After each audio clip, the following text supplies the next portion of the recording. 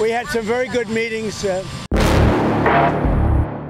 ইসরায়েলকে গাজায় হামলা বন্ধ করতে বলেছিলেন ডোনাল্ড ট্রাম্প, কিন্তু নেতানিয়াহু সে কথার কোনো গুরুত্ব না দিয়ে নির্বিচারে বোমা হামলা অব্যাহত রেখেছে। এখন প্রশ্ন উঠেছে, তবে কি ট্রাম্পের কথায় কোনো গুরুত্বই দিচ্ছে না ইসরায়েল, নাকি এটিও আমেরিকা ইসরায়েলের গোপন পরিকল্পনার অংশ? অনেকে বলছেন, মুখে মুখে শান্তি আলোচনার কথা বললেও গোপনে ইসরায়েলকে লেলিয়ে দিয়ে নিজের স্বার্থ হাসিলে ব্যস্ত মার্কিন প্রেসিডেন্ট ডোনাল্ড ট্রাম্প। ট্রাম্পের নির্দেশনার পরও গাজায় আবারও হামলা চালিয়ে নিরীহ ফিলিস্তিনিদের হত্যা অব্যাহত রেখেছে ইসরায়েল। গত ২৪ ঘণ্টায় আইডিএফের বোমাবর্ষণে প্রাণ হারিয়েছেন অন্তত ৭০ জন ফিলিস্তিনি।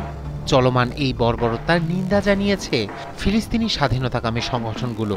তাদের অভিযোগ, ইসরায়েলি প্রধানমন্ত্রী বেনিয়ামিন নেতানিয়াহু গাজার বেসামরিক নাগরিকদের ওপর হামলা কমানোর যে বক্তব্য দিয়েছেন সেটি নিছকই তার মিথ্যাচার।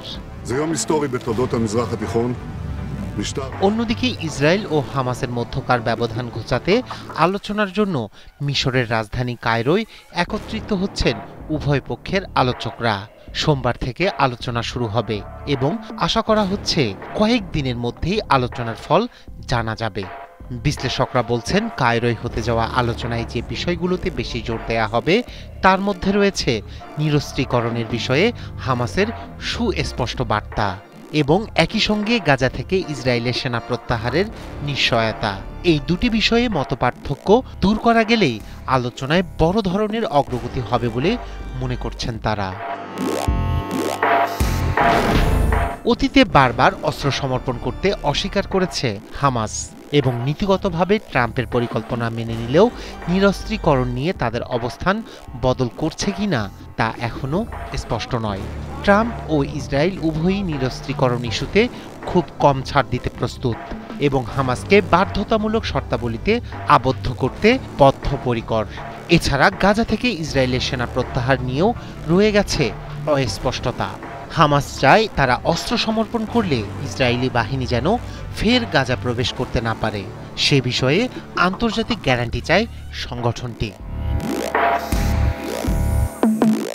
এমন পরিস্থিতিতে কায়রোয় হতে যাওয়া আলোচনায় আমেরিকা উভয় পক্ষকে চুক্তিতে পৌঁছানোর জন্য চাপ দেবে বলে ধারণা বিশ্লেষকদের। তবে অতীতেও একাধিকবার শান্তি আলোচনা চুক্তির কাছাকাছি এসে হঠাৎ ভেঙে পড়ার নজির থাকায় শেষ পর্যন্ত এ আলোচনার ফল নিয়ে সন্দেহ করছেন অনেকে। প্রেসিডেন্ট ট্রাম্প এরই মধ্যে হামাসকে সতর্ক করে বলেছেন, চুক্তিতে বিলম্ব সহ্য করবেন না তিনি।